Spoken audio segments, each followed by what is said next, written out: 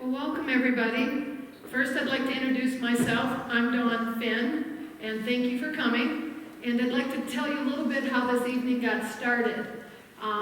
There were a few things in the news that were pretty sad, and we even had a city for the sex offenders, who was living in our community, and there was some serious conversations going around about that topic, and then that young woman was kidnapped. So what we wanted to do was to be able to bring information to you to know that bad things do happen to good people, but what do we do with that? How can we get beyond that? How can we live through that? And so this evening was birthed on how to empower yourself in a world of uncertainty. So when Community Ed asked me to present this information, one of the first things I did is, once we decided where we were headed, was to bring in a few people that I call my Brainiac team. So I have Judy Simpson, LGSW at White Earth Mental Health. Judy, can you raise your hand so everybody can see you? I have Nancy Trickey, who is an LICSW at Essentia Behavior Health. There goes Nancy. Nancy the rock star. And Rosie Germstead, and she is the director of Kinship in Park Rapids and is an MPA. So, and with our Community Ed, where do we have? We have Becky Wanter and Carrie Harwood. Can you guys at least wave your hands for us? They're the instigators in this evening, so thank you guys. You have a brochure. There's going to be some information. We're going to have some speakers, but at any time, the bathrooms are at the back here, and on this exit, there's a bathroom right outside there as well. Please feel free to definitely take care of yourself during the presentation. And with that, I would really like to introduce the importance of meaningful relationships. Rosie Germstead, she is going to definitely give us some information. There's a program that she works with that I really enjoy called ACES, and I think that it's going to be definitely an enlightening opportunity. Welcome, Rosie.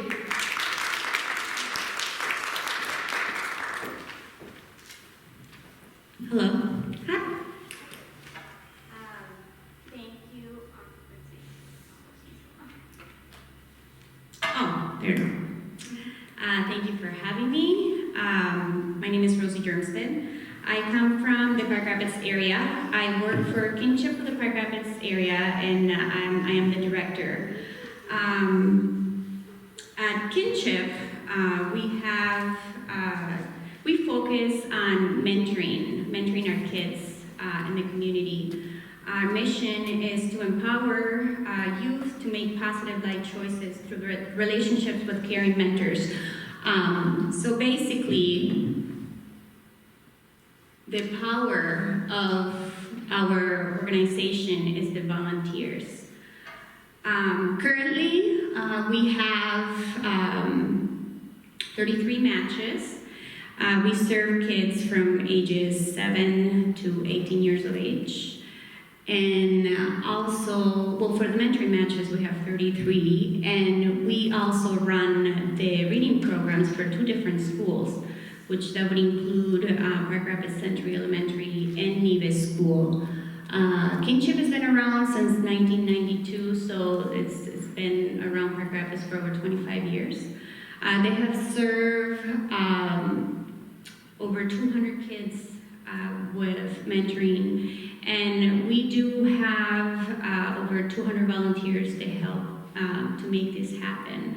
So at Kinship, we value those meaningful relationships because that's how the kids can get that additional time with a caring adult to make the difference in their life. So here I have a little story for you, kind of to break the ice. Actually, when I came here, I was pretty nervous, so I'm going to try to go by it and kind of make it a story.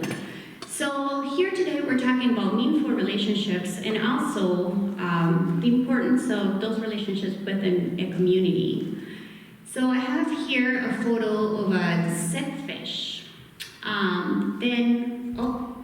That was too fast, 1 second. Then we look here at a sick environment. As you see here on the right-hand side, you see that sick fish.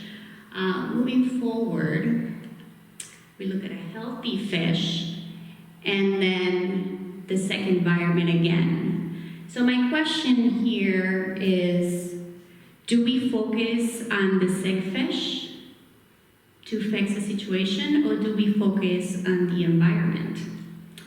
So there's two sides to it, and if we apply this to community, we can base it on what can we do to make the fish healthier. So we have to focus on the individual and also on the environment, which in this case is the community. And for that, that's where relationships come in handy, because if we all work together, we could have a healthy fish. So with that, the view of it is that we are all interconnected. In order to have a healthy community, we need to have healthy relationships, and we need to help each other. So it goes down to that.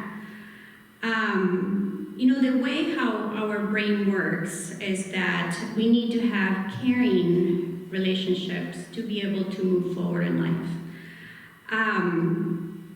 As we all are interconnected, our brain depends on those relationships to be able to build a healthy community. Healthy brains are ready to think, they're ready to learn, and they're ready to move forward. Supportive relationships help people to cope with the hard parts of life. They help us drive and make better choices. That's the reason why I amended business of mentoring, because through mentoring, we can provide those additional positive experiences that could change the life of a child. And as a whole, it could change the life of a community. Moving forward here, going back to that fish story, in order to thrive as healthy individuals, to build a healthy community, we must understand who we are, where we come from, what have we done, and also, most importantly, what our story is. When we look at that unhealthy fish, we think, well, maybe there's something wrong with him, with the fish in that sick environment, and we don't look at the sick environment, right? But really, it's not about what is wrong with the fish, but what happened to that fish. They got sick. It's not about what is wrong with us, but what happened to us that we got to that point. And that's where I'd like to do a brief introduction to ACEs. And I'm sure many of you are familiar with the term adverse childhood experiences. ACEs are trauma that has been experienced through childhood.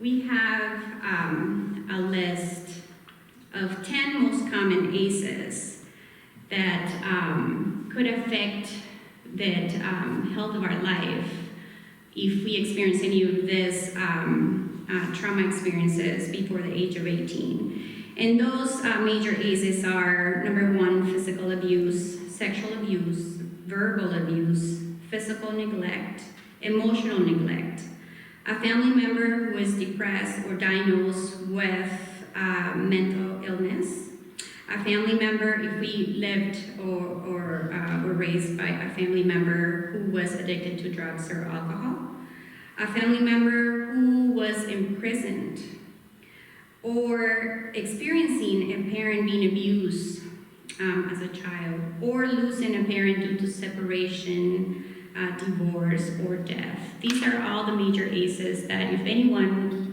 prior to the age of 18, if you deal with those, most likely you would have trauma experiences going on that may affect the way how you make your daily choices. So there's a quick video here that I want you guys to see, and then we'll have of our friend up there. And again, this is a brief introduction to ACEs. What does your parents' divorce have to do with your risk for heart disease?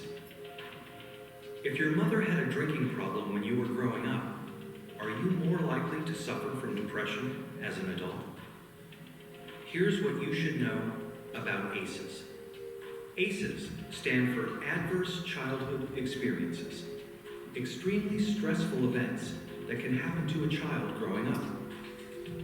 Some experiences are so stressful that they can alter brain development, as well as the immune system, increasing the risk of lifelong health and social problems in adulthood. The term comes from the Adverse Childhood Experiences Study, landmark research that shed new light on the root cause of everything from stroke and liver disease to substance abuse and mental illness.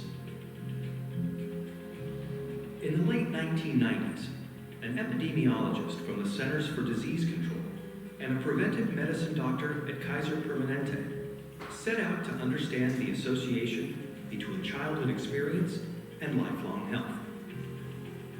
They asked over 17,000 people in the Kaiser Health Plan in San Diego about their health history, as well as difficult questions about their experiences growing up.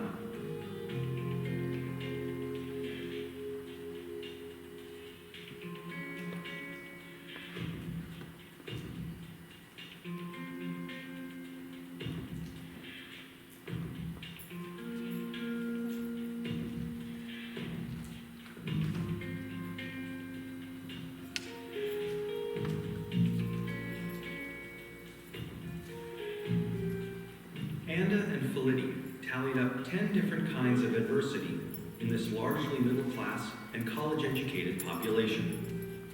They were stunned to see how common ACEs were. 21% of all respondents were sexually abused as children. 19% grew up with someone who suffered mental illness. 28% had been physically abused. And 2 out of 3 respondents had experienced at least one ACE. The researchers next looked at how someone's ACE score, or the number of adversities they experienced, related to a wide array of serious health and social problems. They saw that the more ACEs someone had, the greater their risk for poor outcomes compared with someone with no ACEs.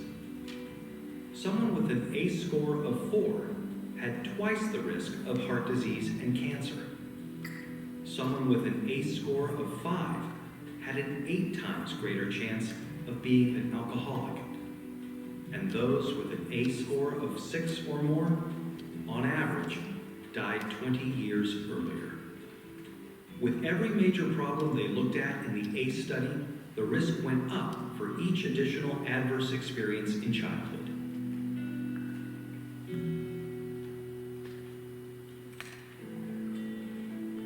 As Dr. Robert Anda says, what's predictable is preventable. It's important to remember that ACEs are not destiny. ACEs are a tool for understanding the health of a population as a whole. For individuals, an ACE score can be a tool for understanding their own risk for health and social problems, and empower them to make changes for themselves and their children. ACEs tend to get passed down from generation to generation and are common across all income levels, races, and cultures.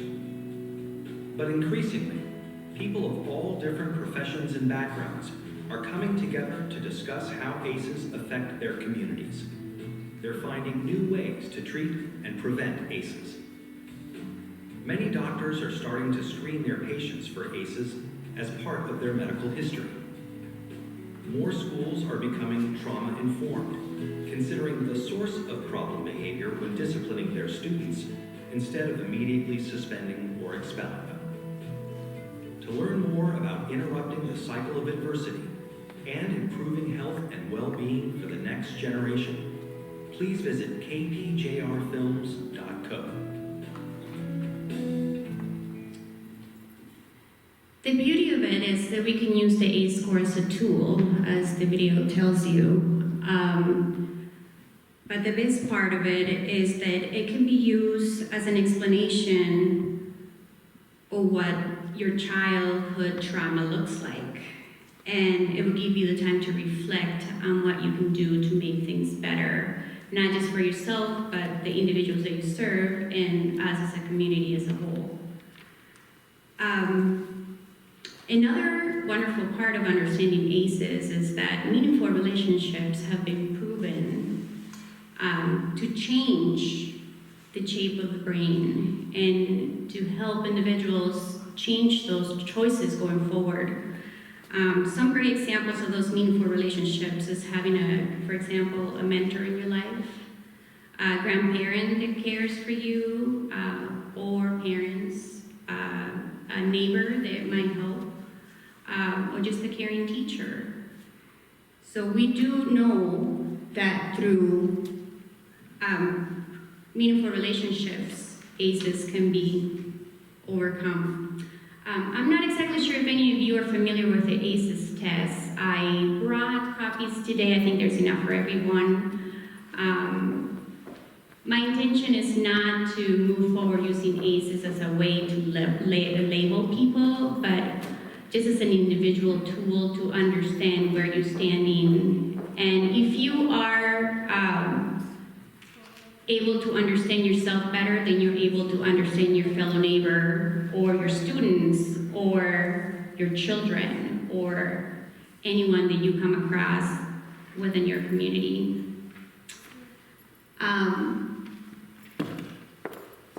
There's also additional information behind there that if you would like to look more into, you can do that on your own. As we know, ACEs affect us, all of us, babies, youth, adults. And when you look at a whole community, this is rather beautiful because anyone that you may find in your local downtown businesses that might be experiencing ACEs might come across law enforcement, or it might come across the community as a whole, or a restaurant, or the grocery store, the hospital. So that goal of this, of becoming a trauma-informed community, is to be able to have those tools to better create those interrelations, meaningful relationships, that at some point will help us build a healthier community. Moving forward here. Understanding ACEs and understanding individuals that are dealing with high ACEs will help us focus in building a healthier community, hopefully with less crime. If we are trauma-informed, we'll be able to serve our kids with the resources that they need to strive and grow in a healthy community. And also, we will be able to provide those tools for individuals that are dealing with mental health and addiction. There's quite a bit of groundwork to do, and that's where, that's why we're here, because we're starting that conversation as a community. What do we need to do to be healthier? Opening the door to conversation of the effects of ACEs is the beginning of becoming a trauma-informed community. And I guess I'm not from the Pelican Rapids community, but I know that through the work that Don has put together to make this presentation happen, one very important point of putting this work together was to get community members to come in open conversation about what is important to us as a community. And when I talked to her about relationships and my experience in witnessing how mentoring can change the life of a child. I told her that it would be a wonderful opportunity to open conversation about ACEs and the understanding of, it's not what is wrong with the members of the community, but what happened to them, and understand their story.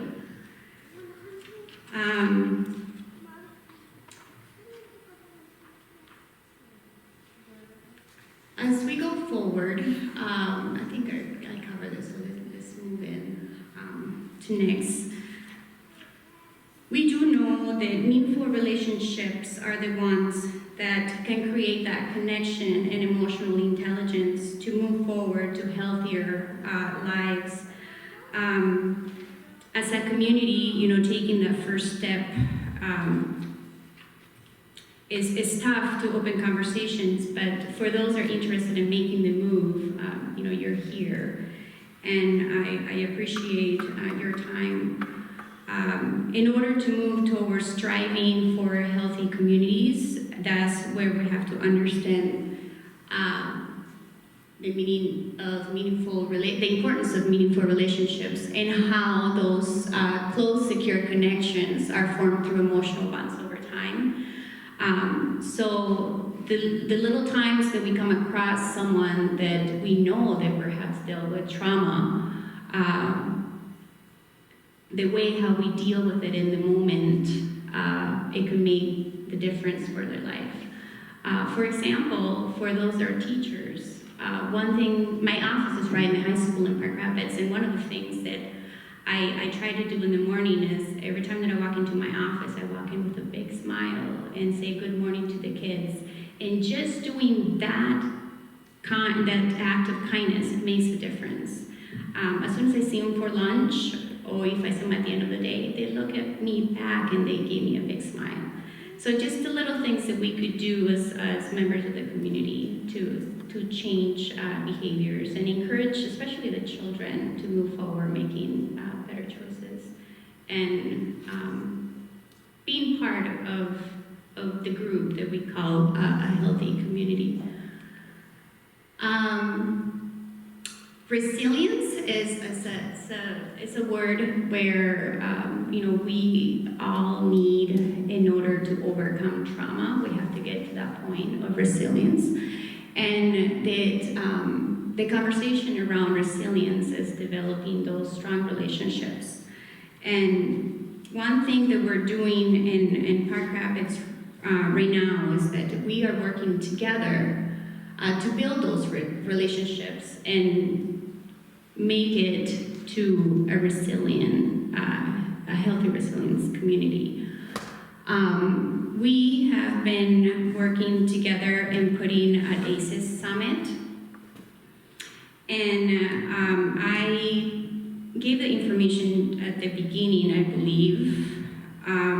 It's the first annual ACEs summit, and the name of it is Healing Begins at the Headwaters. The save date is for February 13. Everyone in the community of Park Rapids and surrounding areas are invited to attend. It's been a collaborative effort, and I do have to mention everyone because I think that's something that perhaps Pelican Rapids could put together as well. The ACEs Minnesota is a group that came together from the Action Park Rapids, which it was a Blunden Foundation funded event, and the Chamber of Commerce holds that meeting every 3 months. At the beginning, the group wanted to focus on serving youth, and we had members from social services, the school, from Kinship, the hospital, local businesses. And what we decided is that it wasn't really just about serving youth, it was about educating the community what had happened to these kids, why there were so many issues with the kids. So we decided to focus on becoming trauma-informed. So from there, the group, we've been able to meet in the course of the last year, and finally we came together to plan this first annual ACEs Summit. We have the agencies that include the group is the hospital, St. Joseph Health, the Father Project, Violence Prevention, Hover and Prevention, Park Rapids Schools, the Alternative Learning Center, A Better Connection, Stellar Human Services, which they're all mental health providers, the Howard County Economic Development, Kinship of the Park Rapids area, and a couple of faith organizations. And what we're trying to do is to educate the community about the effects of ACEs and what can we do together to overcome and build resilience for generations to come. So I invite you to the summit, and also would encourage the community of Pelican Rapids to become involved in showing the movies Paper Tigers and Resilience. I'm not sure if anyone is familiar about that, but I will provide some information to Don going forward. Another thing that I wanted to say here is, let me find my,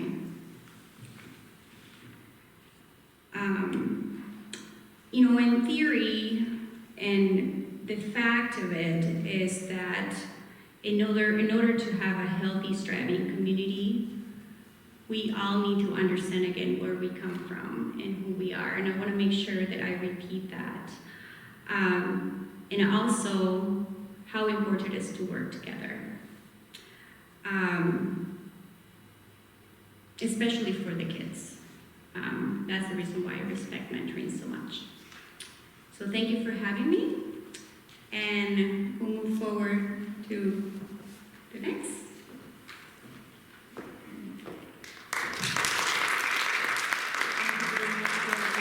I'm going to lose my paperwork here.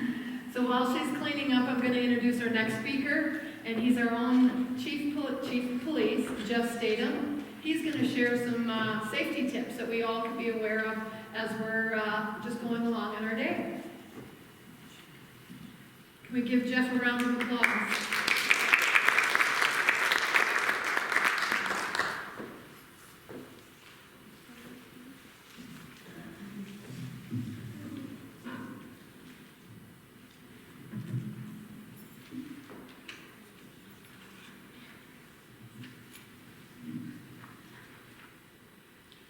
Ooh, all these bright lights. Wow. All right. Thank you for having me. I just want to tell you a little bit about our police department and how we're kind of moving more forward. We have 5 full-time officers and we have 3 part-time officers. We cover 24 hours a day. We have been doing that for many, many years now, but with our added officers, we can now have a little more time off for ourselves sometimes too, and our families. But we respond to whatever call comes in. Generally, just like every other police department, of course. Some of the things that we get involved in is within the schools, of course. We're looking forward to having a resource officer back in the school here shortly. That's a big part of our department and the community. Just being part of that. Teaching DARE in school, we've been doing that for many, many years. And other things that we'd like to do is we have a program within the community that this time of the year, with all the folks that leave to go down south, of course, get out of cold, we have, you come up to the police department and you get a little form to have your residence checked daily, basically, when we're out on patrol. So that's available. You come up to the police department, and we can either come out to your place, or you can, stop at the police department, City Hall, and get that filled out. So that's kind of a little nutshell. I like to have questions, I guess. If there's any questions that you have of me or our department or what we're doing, feel free to put your hand up, and we'll sure answer that. Some of the safety things, I guess, again, this time of the year, now we're in kind of darkness, of course, early. I know it's like 5 o'clock, it was starting to get pretty dark.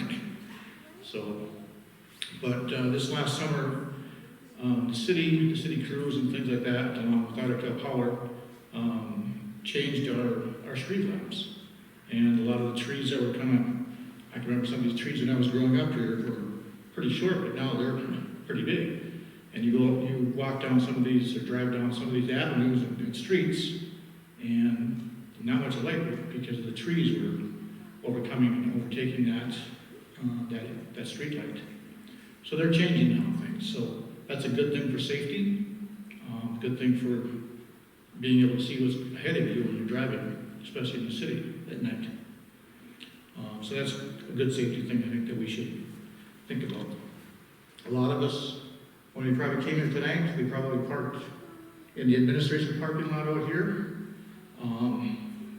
It's gotten better with the light, but last year was kind of dark in that area. If you walked out there at night after a basketball game or another activity at the school, it's pretty dark along that street. But now with the new street lights and those kind of things that the guys have been doing, that's kind of changed a lot as you drive around those areas.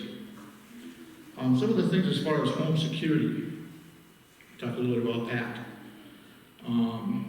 If you're going to be away, like I said before, as far as having a residence check within our department, and within that residence check, you want to make sure that you have somebody that you trust.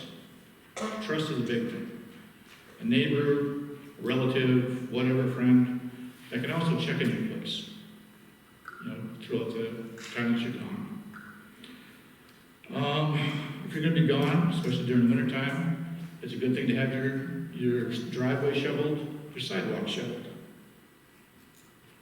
Sometimes it's not always possible because you're not there, but doing that before you leave, setting up with somebody to come out there and shovel your driveway and things like that might save you in the long run too.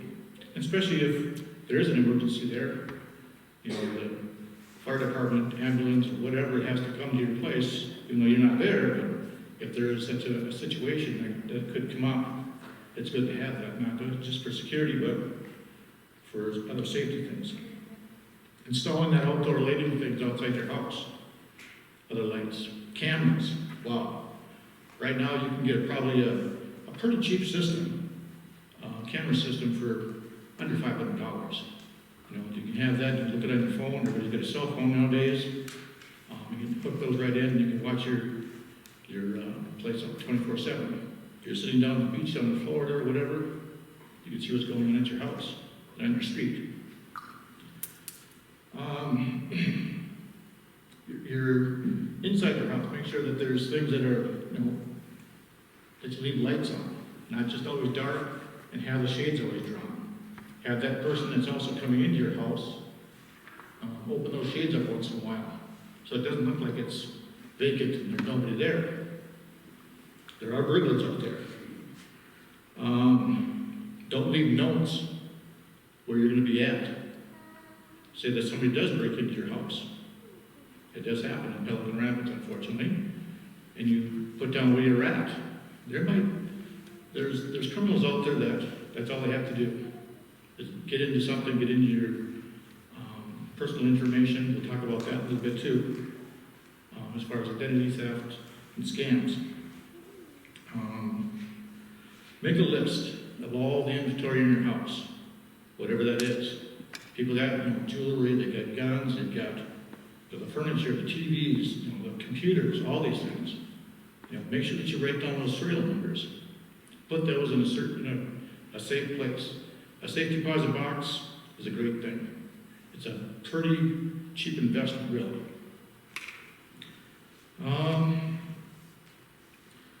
As far as your outdoors, you want to make sure that your landscaping again is cut back. Your brushes, your bushes and your sidewalks and those kind of things are taken care of. So it looks like there's somebody there. That should do that all year long too, not just in the wintertime, but the summertime. To have those trees and brushes kind of cut back so you can see outside. If you have, a lot of us have, rock or something like that in their front yards, that's a good thing. And it can be a bad thing because now you've given the burglar a way of breaking the window with a rock. But it also works as far as you're inside your house or something at night, you can hear that crunching going on outside. So it's kind of a twofold kind of thing. But just make sure that you take a photo of your house, your windows, your doors, everything, your whole, all the corners, all those kind of things, just for your safety and things like that if something was to happen. You have those things documented and for insurance-wise and those kind of things. Chain link fences or structures like that. I know a lot of people like to put up a fence with, like wood or whatever, so they have more privacy. That's great, but when it comes to personal security, people can hide behind those kind of things, bushes and things like that. So you kind of stay away from those kind of wood structures like that. It's probably better off.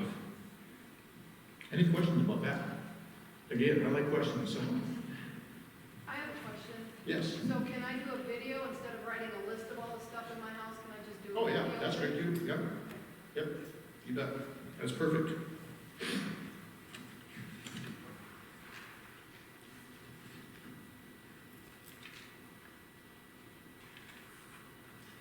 Let's talk a little bit about the con games that we have. What's going on, especially this time of year again. It's, I get letters at home, scams, those kind of things too, just like everybody else. What's out there right now? The biggest one I guess I think of that people get is the IRS scam. Everybody probably had that thing happen to you too. Yeah, it happens to us. What happens with that? Well, generally what happens, you probably receive a letter in the mail, and it says, or a phone call, or most of the time it's either both.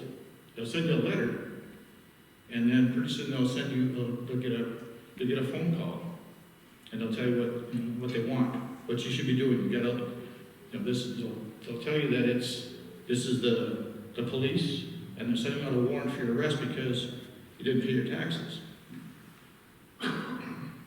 For one thing, that's not how the IRS works. The IRS will send you a letter telling you to come to court, basically, what they do. So, what they're going to do is, they're going to get you on the phone. They're probably going to have some letters that have been kind of translating back and forth between you two, if that's what you do. Hopefully you don't do that and fall into that realm. But they'll get you on the phone, they'll start threatening you, telling you that they're coming with a warrant this afternoon, the police, the local cops. They say cops, they don't say law enforcement. If somebody says cops to you in some kind of a conversation, there's something going on. Because if you're going to be, someone's talking about law enforcement, they're going to say law enforcement. Like the federal government's going to call us law enforcement, not going to cops. So that's kind of a key word. A lot of these scammers are using that word cops. Just a general term everybody uses, so they think, well, I should probably just use that so everybody knows what I'm talking about. But they'll get you to listen to what they have to say, what they want you to do. Go down to your local bank, take some money out, and send it to them. Give you some bank numbers, have you go down to the local bank, and route it to their bank account. Those kind of things happen. And people get scared because they say that, oh gosh, it's the IRS calling, right? I don't want to go to jail, so they do those things. I think with all the media and things like that we've gotten that out there quite a bit every year, every few months, to remind people that don't fall for these things. If you do, come and talk to us. So we can work, help. Maybe try and find where it came from. It's hard to find sometimes because they're probably overseas someplace or some other country or whatever like that, but at least report it, We're all thinking that, oh, we don't want to call the police, we don't want to bother them. I hear that all the time. Bother us. That's what we're here for, to bother us. Okay? To avoid these scams, use an answer machine. Some of us don't have, the older folks like me, I still have a phone. I have an answering machine on my phone. But a lot of us don't just have a cell phone. There's voicemail in there. Let it go to your voicemail. Don't answer those calls. You don't recognize that number, don't answer it. Hang up. You have the right to hang up on somebody, don't you? Yep, we're all Minnesota nice, I understand that, but we need to be more savvy. We need to be more savvy because our information is at risk. Once that information's out there, it could be used for a lot of different things. And years down the road. But that lottery scheme, that's another one. That's another big one where they call you or they send you a letter that you've won $1 million, and they'll send you a check in the mail. The check is probably up to about $2,500. In that letter that they send you, they'll tell you the direction of what to do and a phone number to call. But they want to get you to go down to your bank, cash that check, which is it's not a check, it's a fake check is what it is. It's happening. Or somebody went down to the bank, their local bank, they've been banking there for all their life. They know, the bankers know who they are. Okay, they got this check, this should be good, right? Not the case. Not the case at all.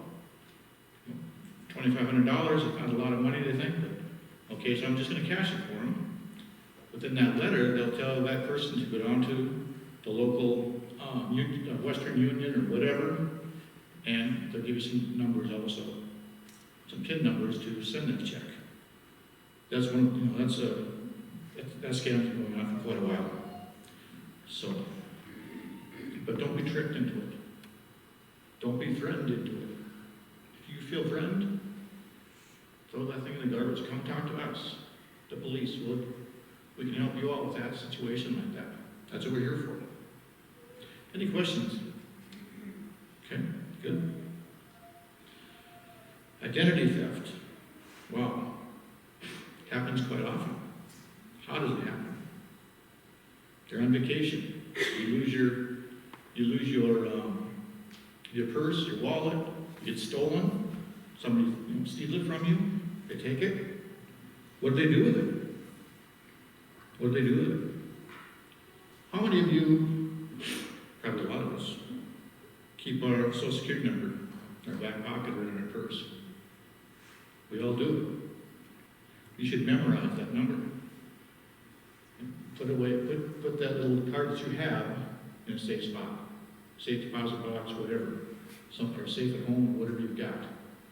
Because once they have that Social Security number, because that number is your number for taxes and those kind of things, and banking accounts, and that's their identification. But once somebody has that number, they can make your life not so fun. And go on for years. You might not have it, and once you lose that card and somebody gets a hold of it, they can use that for a long, long time.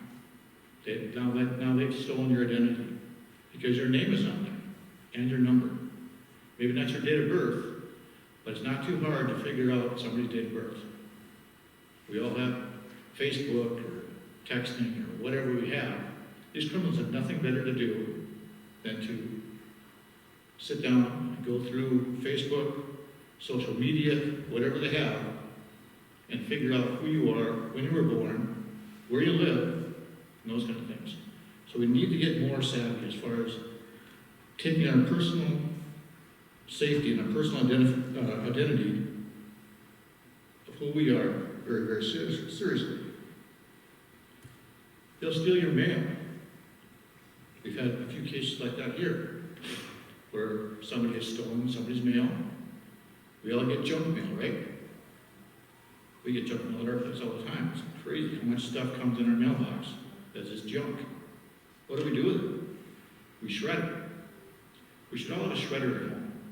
Make sure that you get a good shredder, not just the one that kind of makes the strips or whatever, because you dump your garbage.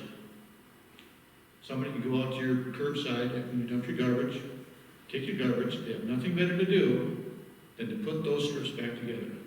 It doesn't take too long, because they're just in long, thin strips. And they got your information. Whatever you put in there. You shred a credit card, those kind of things, the same thing. You cut it up or whatever, but those criminals that take that information out of your garbage or whatever, now they just sit down and they just put it back together again. Now they have your credit card and your credit card number.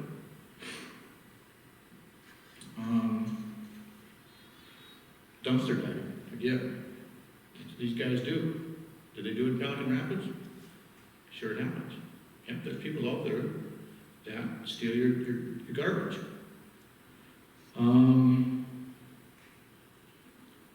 Acquiring your records, okay? It's not too hard. Again, Minnesota people that would like to give out information, we like to talk, we like to be that Minnesota nice, right? But we can't. We have to be more savvy. We can't give out that information. Somebody calls us and says, hey, do you know your neighbor here, Joe? I can't remember what his last name is. And you start talking to this person, not really thinking that, okay, I'm not giving out a lot of information about maybe a neighbor. Maybe you'll start talking about you. Well, I grew up in Pelican Rapids. Well, so did I. I was here back in 1960, but I moved away. And I don't remember all the people that, with different names or whatever, they all kind of been lost in my memory, but can you help me out with this kind of stuff? They start getting that confidence in you. You start getting that confidence in them, and, oh, they're the real thing. They grew up in Pelican Rapids. With all the social media that we have, our information's out there. We have to be more savvy. We all go down to the local gas station to buy gas. You've all probably seen this on local news where they have a skimming machine. We use our credit cards, right, to purchase our gas. Instead of going inside the store anymore or whatever, we're out at the gas station, put our credit card in, start pumping the gas. We don't realize it, that these skimmers that come on these, that they can put over the top of the gas pumps, they're even there. Probably the cashier has no clue.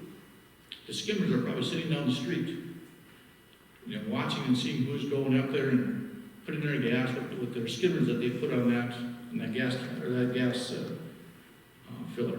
So we have to be more savvy as far as when we do those kind of things, what's going on. We don't just throw our credit card in there and start pumping gas. Make sure it looks good. If it looks like it's been tampered with or something like that, don't do that. Go tell the cashier what's going on. If they think that there's a skimmer on top of it, that's what they call it.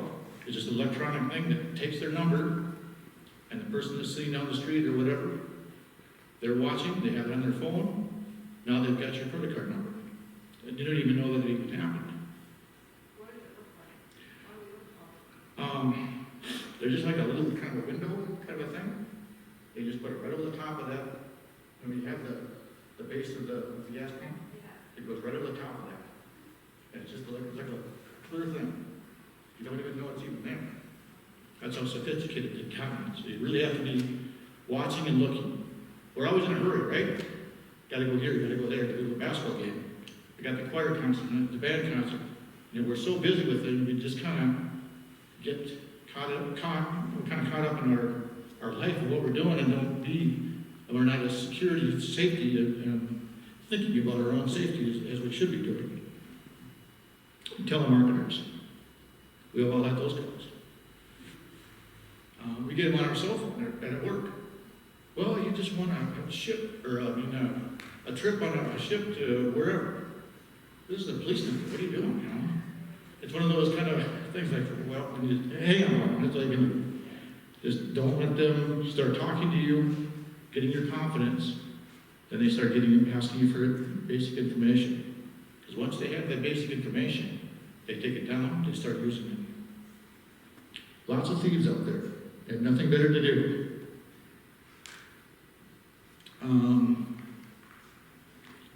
I guess I kind of look back as far as my daughter had the same thing. She had her credit card was used someplace. We all have probably had that recently, and they go up to Fargo quite often. Kids they use their credit cards, but if you have somebody that's behind that desk to that cashier that's got some dishonesty, And they take that receipt from you. You say, they ask you, do you need the receipt? Nah, just throw it away. Yeah, they throw it away all right. They put it in their pocket. So you have to be thinking about those things. But that's what happened to my daughter. You know, it's just one of those things. Didn't lose too much money, but luckily the bank was able to figure out that something was going on because that person started to use her credit card and her numbers. But it can add up fast. They start out with small little times they'll try and use your credit card to see if it's going to work. Once they have their credit card number, they'll probably just use little items. $7, $10. Okay, well I got that. Now let's try something bigger. And then they'll just kind of work it up to a bigger number, and pretty soon you're into the thousands. And you don't even know what's going on. Because we always get our statements once a month. Sometimes some of us look at it more often, which we should. You know, we have all that social media to watch our finances and what's going on in our bank accounts. Let's see. But our safety is the number one thing we should be thinking about all the time.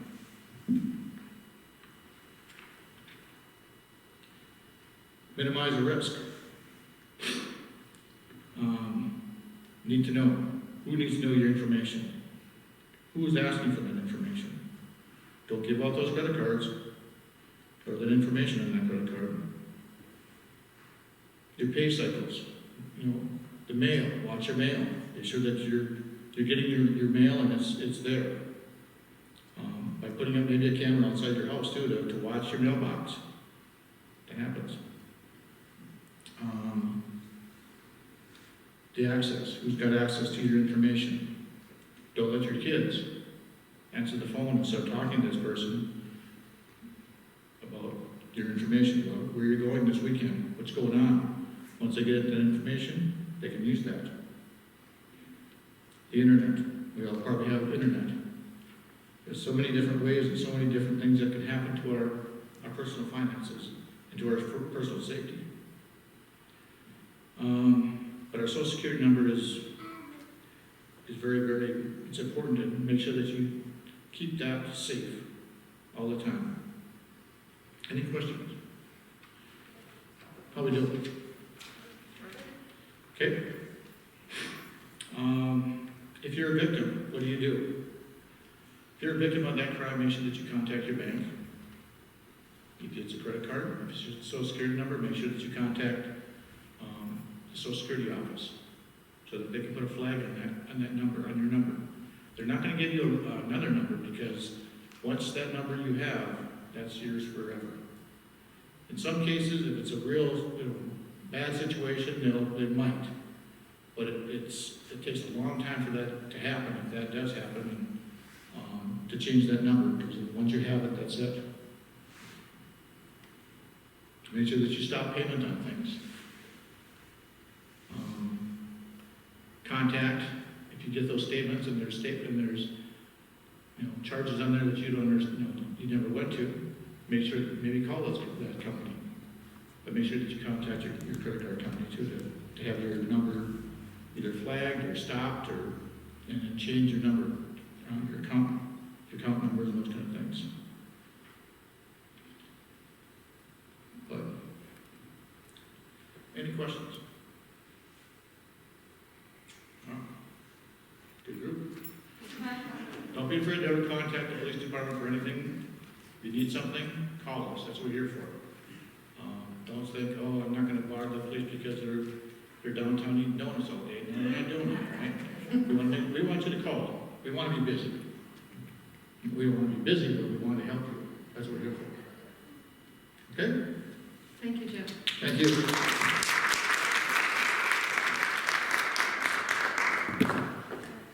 And our next speaker, she's going to talk about the importance of mental health for success. Her name is Becky Holland. She's an MA and an LAMFT. She works for the Pelican Rapids School District. She now is working with our students. So, thank you. Give her a hand. Okay. Thank you, Donna. So I'm going to talk about emotional health. Yeah, that line is really very bright. So when Dawn introduced this event, she talked about how we hear about bad things happening, and that's part of what inspired this event, is to help us learn how to take care of ourselves. So emotional health is defined in the dictionary as a state of emotional and psychological well-being in which an individual is able to use their cognitive and emotional capabilities, function in society, and meet the ordinary demands of everyday life. So how do we maintain emotional health? So we've all experienced stress or difficulties at some point in our lives, or we've heard about bad things happening, like Don talked about, bad things happening in our community, or in our country, or somewhere in the world. So how do we take care of ourselves and teach our children how to take care of themselves? I work with kids in the elementary and the high school. As Dawn mentioned, I do therapy with kids and families. And one of the things we focus on is increasing awareness of our emotions. So how many of you are sitting here now thinking about a million things? The groceries that I need to get, the bills that I need to pay. Did I leave my social security card somewhere that I shouldn't? I mean, I'm a little worried about that right now. So we're often distracted. And so being distracted is kind of the opposite of being aware of our emotions. So I want to have us do an exercise right now that's going to help us be more present. And it's a grounding exercise that I do with kids, and it's one that a lot of people use and practice. It really helps us just be more present and aware of our emotions. So if you're willing to do this with me, please, I'm going to have you just take a deep breath first. Breathe in through your nose and out through your mouth.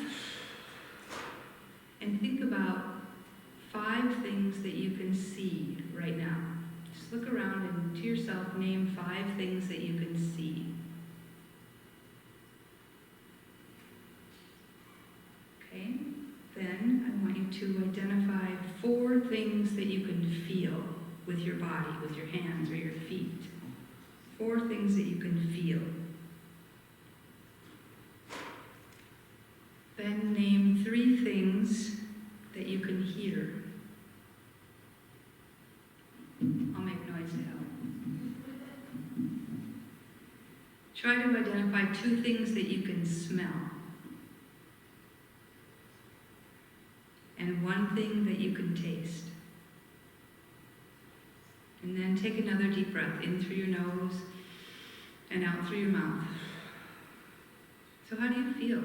Do you feel more present? Do you feel like you're more focused in here? That's something that you can do anywhere, anytime. People don't really notice when we're thinking about what do I see or what do I hear. So why do we want to increase our awareness of emotions? Emotions are messages about our environment, about what's going on with us. And one of the things that I talk with kids about is that our emotions are the way that our body and ourselves, we communicate with ourselves, and we talk about what do some different emotions mean. Kids are really good at using distraction as well as adults. Kids and adults are on video, adults are plugged into work, we may shop, there's just a lot of ways that we distract ourselves. And so, coming back to increasing our awareness of emotions, fear, we experience fear, instead of avoiding it, it's helpful to think about, what is fear telling me? Am I in danger? Is there something I need to be worried about? When we think about sadness, when we feel sadness, that could mean we're experiencing a loss. When we're angry, I work with kids, and we got kids that are really angry, and so to help them pay attention to what is that anger telling them? Is there a need that's not getting met? Or what about love? When we experience love, what's that message? That message could be, this is a good thing. I feel belonging. I feel cared for. So increasing our awareness of emotions and listening to what messages we're getting helps us be able to learn how to respond. So if we know what the message is, we can think about responding instead of reacting. So Rosie talked about resiliency. Resiliency is another big part of emotional health. And some of the research that I was just reading talked about how resiliency trumps ACEs. And I'm not sure if that's like there's an article that's called that, but I really like that, especially because, you know, we can think of Trump, and that kind of helps me remember resiliency trumps ACEs. Resiliency, what did Rosie say? Resiliency is about thriving, adapting, and coping, right? So resiliency is also about, it's kind of like the ability to bounce back. I describe it as a rubber band. That's just the best example that I have with a rubber band is resiliency. And I really liked also what Rosie said about ACEs. It's not about what's wrong with you. It's about what happened. What happened to you, what happened to us. And I want to say that I have an ACE score of 8. And I feel like I'm a really good example of having really good supports and protective factors that helped me get to where I am. So it's not a destiny. It really is something that we can take into account and say, wow, you know, why might I struggle with some things? So resiliency, by building our resiliency, we can improve and maintain our emotional health. And one of the ways that we can build resiliency is through protective factors. And Rosie, I feel like you and I, we kind of collaborated and we're kind of talking about all the same stuff, which is great. Protective factors are conditions of individuals, families, communities, or a larger society that reduce risk and promote healthy development and well-being of children and families. And so this event right now is building protective factors. It's bringing community together. It's creating access and connections. Some of the other protective factors are nurturing and attachment. So nurturing and attachment builds the ability to regulate emotions. Parental resilience. When parents are resilient, they are better able to take care of themselves and teach their kids healthy resilience. Social connections, being part of a bigger community. Concrete supports in times of need. Having access to the doctor or financial supports or housing. Knowledge of parenting and child development is another protective factor. Parents who know what to expect are better able to respond to their kids or have access to knowledge of parenting and child development. And social and emotional competence. So, emotional health, described as a state of well-being. How do we know when we are experiencing emotional health? We know if we feel well-being. We know if we can be aware of our feelings, and we can practice mindfulness. So I want to do a couple of mindfulness activities with you, and I can find them in my pile of papers. The first one is called a self-compassion break.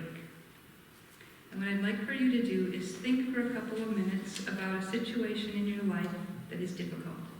Something that's going on right now that is causing you stress. Call that situation to mind and see if you can actually feel that. What does your body feel like? What do your emotions feel like?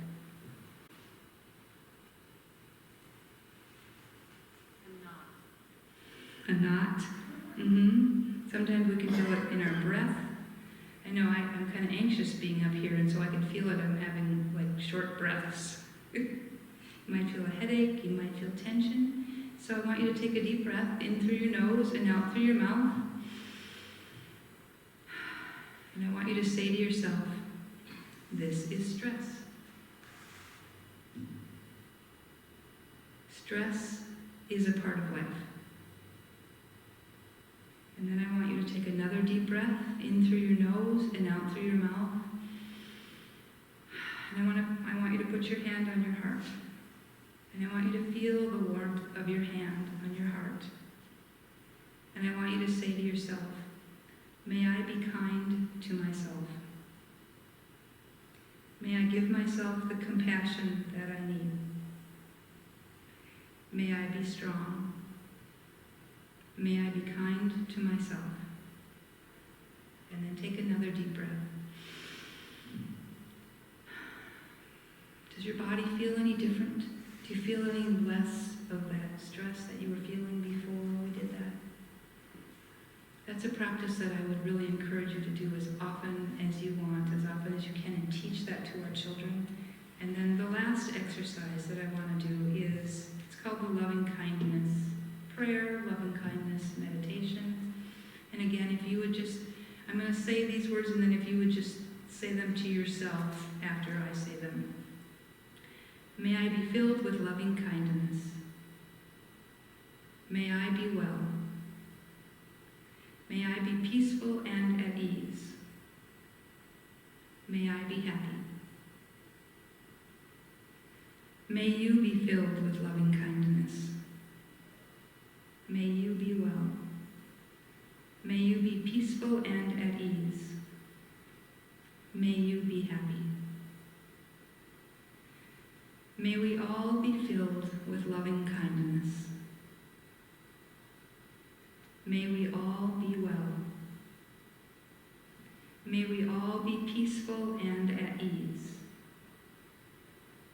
May we all be happy. Take another deep breath in through your nose, out through your mouth. How do you feel? Do you notice a difference? Do you feel more at ease? Thank you very much.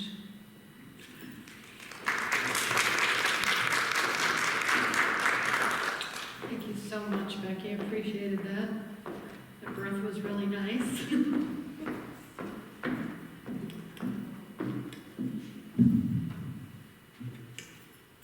Can I get you to switch the PowerPoint? Yep. So, I'm going to talk about 5 rules that I live by. And it took me a while to figure it out. I followed Dr. Wayne Dyer. I don't know if you guys know him. He wrote, I want to say, Erroneous Zones, The Power of Intent, and he had what he called the Dirty Dozen. And a lot of people that I follow tend to have these rules that they live by, and some of them are complicated as hell. And I'm thinking, how can I teach this to somebody who maybe doesn't even have the same language skills that I have? How can I show a young person or somebody that I'm working with from the cities, the inner city, that there's a different way when some of this language was really harsh, or to a point where you couldn't really understand it. It just didn't. So let me say this. I believe that we have several different dialects even within the English language. So within that, we have words and meanings. If I say the word hope, what do you think? Possibilities. Somebody might say hopeful. But when you look at other places, I grew up in North Minneapolis. You said word hope? They said you're full of it. So it really does mean different things to different people. I call them the Fab Five, because I am fabulous Dawn Finn. That my daughter gave that to me, and I accept it fully. And I have 8 children, and raising them isn't always easy. But what I want to show you through these 5 rules, how you can unleash yourself and how you can unleash your community. Because they are powerful tools, powerful words that can guide us and move us, not just on an individual basis, but as a way to come together and know that I am so connected to each and every one of you, and you're connected to me. In our community, in our oneness, these are things that we can give freely. They don't cost anything. So let's start. Hope is the very first one. So this is the dictionary. Ooh, wait a second, I went too fast. There we go. That's the definition of hope. So if you've lived, we've talked about ACEs, we've talked about even being present. Life hands us sometimes lemons. What do? What's the cliche? Make lemonade. That's hope. Oh my gosh, right there. So that is the meaning. If you are given a lemon, what can I do with this? What can I drink hot water and throw a lemon in it all the time. The next one is our vision. This is really important because as children, we had dreams. We had desires. Some of us wanted to be a fireman. Some of us wanted to be a doctor. I wanted to be a ballerina. And I did dance, but I never got to be that ballerina. But it's our image, it's our vision, it's our dream, it's what we think we want to accomplish. Once you know where you are going, what's your next step? I have a desire. All right, Chris, I'm going to pick on you at the moment. You have a desire, and you share with me what it is that you want to accomplish or what it is that you want to be. In our conversation, what do you think we would be moving forward? What would be the next question? How do you get there? Bingo. It's our action plan. Because without action, you're just sitting there. Without making a decision to move this way or that way, you're just sitting there. Without being able to know where you're headed. Zig Ziglar said it best. And I'm not going to quote him exactly because I have my own twist on it. Mom, we're going on a vacation. Yeah, where are we going? I don't know. Well, how long is it going to take us to get there? I don't know. Well, then how are we going on vacation? Without knowing where you are going through your action plan, you have no idea how long it's going to take you to get there. You have no idea where you're going. This is so vital. It's vital to our existence. Strategic plans. Don't you have a strategic plan for your life? I didn't even know what that meant until I was like in my 30s. I understood goals. I understood the action plan. Now, I have those. And something might come along and it changes that. That's okay. So every day, if you're waking up, wake up first thing in the morning and say, what am I going to accomplish today? And there was a time where I was really depressed. I finished college. Oh my gosh. I had my first job and then, all the budget cuts. And I worked for Voc Rehab. And they cut my position. And then, so there's just in my little town in Iowa, there's 50 of us applying for all of the same jobs. Do you know that your chances of getting employment are thin? I was so depressed that I didn't even get up and shower. I would just wake the kids up, barely enough to get them to school, and then I'd go back to bed. That was a pretty miserable time in my life. But somebody told me to get up. And so the only action step that I had was to wake up and bathe. So besides getting my kids to school, now I'm going to get up, I'm going to shower, and I'm going to get dressed.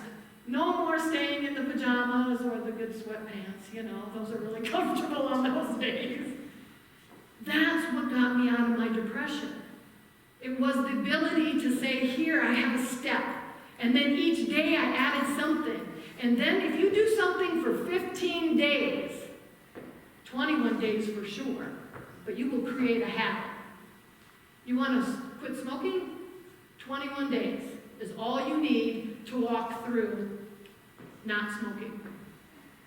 Isn't that amazing?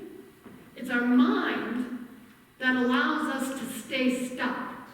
Because if it takes me 21 days, if it said I can lose 50 pounds in 21 days, I can follow that diet. This is number 4. It's our support. It's our circle. And I do mean a circle because it's our circle of friends. It's our circle at work. It's our people that we visit with. And it becomes a circle because we help each other. Let me say this. The 5 people you spend the most time with, you behave like. So if you're the person that you think, oh, that's my best friend, and they're a nitty, so are you. Isn't that messed up? So, this is the results. This is the study, and they found that if you had 5 people in your life The first 2 or 3 love you for who you are. They just think you're the bomb, you know? That and a bag of chips. They just want you to be the best you can be. The next 2 or 3 should be smarter than you. Because they have something you want and you want to learn it. And they're willing to teach you. Oh my gosh, that relates back to mentors. Sorry, there's just all pieces that just go ding, ding, ding. But the truth is, if you have those 5 people in your life, the people that are smarter than you, that are going to teach you, you are going to learn. Not all the time does that circle stay the same. And it evolves, it moves.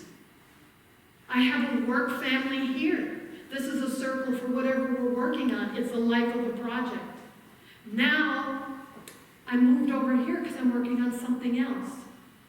But together, this is the community. Together, we can move mountains. If I stand alone and think that things are going to change, sometimes that doesn't happen. But if I got you standing right behind me or right beside me, and I got you standing on the other side of me, that mountain's coming down. That's the important piece. That's what community gives us. It's beyond just family. Sometimes our families are great sources of information and being a part of your life. But there's quite a few people, as we heard just for a little bit about the ACEs, that don't have family to do that. And I was told a long time ago, I didn't have a choice in the family I was born into, but I do have a choice in the family I choose to be in my support system. And that, to this day, who I am before you, is because I had people along the way that saw something in me, that supported me, that helped me to be who I am. I'm still evolving, I'm still growing. But without their concern, without their love, without their guidance, I couldn't do it. And the next piece about support, if you think about a team of people, so just for us to even put this event on tonight, there was 4 of us planning it. And each of us had a different task. And one was better at another task than the other. And then even the programs, that was a 5th person added in. So we are all born with given strengths and given talents. We have been given the ability to accomplish what is at our command. But not everything can I do. I'm not really good with finances. My husband is great. But if you think of the team and the support, we balance each other out. If we really truly realize that Jane is doing what she does best, and Joe is doing what he does best, and I don't need to be either of them, because I'm Dawn and I'm doing what Dawn does best, all 3 of us together, again, can move that mountain. This is the biggest piece of where I live. Because I know, importantly, how to see somebody in their strengths and what they have to offer the community. What is trying to emerge through them is one of my best gifts. And I love that. And then I want to be able to help direct where their strengths are.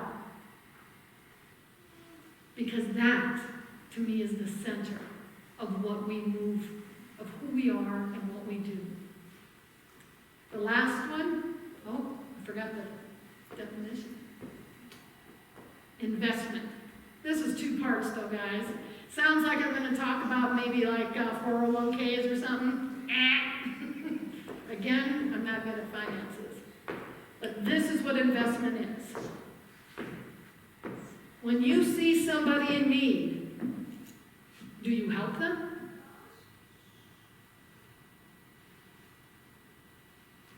When you see that child that probably could use a pair of gloves, or a mother that's bringing her groceries up, do you help her? How investing in your neighbor? How are you investing in the child down the street who doesn't have a father because his father died? How are you showing up to be there for others? How are you giving of yourself? And again, that has to be in balance, because you cannot lose yourself by helping another human being. But how are you investing in the person right next to you? How are you helping them see the best in them? There is another saying, that if I'm of service, anything I'm looking for will come. And that's the truth. The truth of that is if I'm investing in my community, if I'm investing in my friends, if I'm investing in the woman, I have no idea who she is, but I can see in front of me at church, her kids, she's wanting to cry, she needs some help. How can I come alongside of her and help her? Help her with her kids. If I'm doing those things, whatever is due me, and I don't even look at it as a payment, because I know that it will come. I know that whatever I am meant to be and achieve, it will happen. But with that being said, once I make it, do I do this? Do I turn my back on all those who've just came before me? Those who've restored hope. Those who have taught me what it is to dream again. For those who have helped me write my goals and my action plan. For my circle. I've made it. Do I turn my back? I'm ending this a little bit on a solemn note, because the importance is once you get to where you're going, there have been 100 people behind you to help you get there. Get there. Give back to them. Give them a hand up, not a handout. And no, a hand up is talking about partnership. One of the best things I've ever done with one of my jobs is it talked about it this way. If I wanted to give somebody a hand up, it was about standing next to them. It was about standing by their side and saying, where are you going and how can I help you get there? It wasn't to lean over them and tell them, you're going to do this. Just even in that, it feels icky. This is called a power over. This is called an authoritarian. You will do as I say. This is called partnership. It is called the Fab Five, because everything that you would do standing beside somebody is offering your hope, your vision, your action plan, your support, and now you're given investment. These are golden, golden rules that I live by. And I hope that somehow, some way, you can take just a little bit of this with you. Thank you.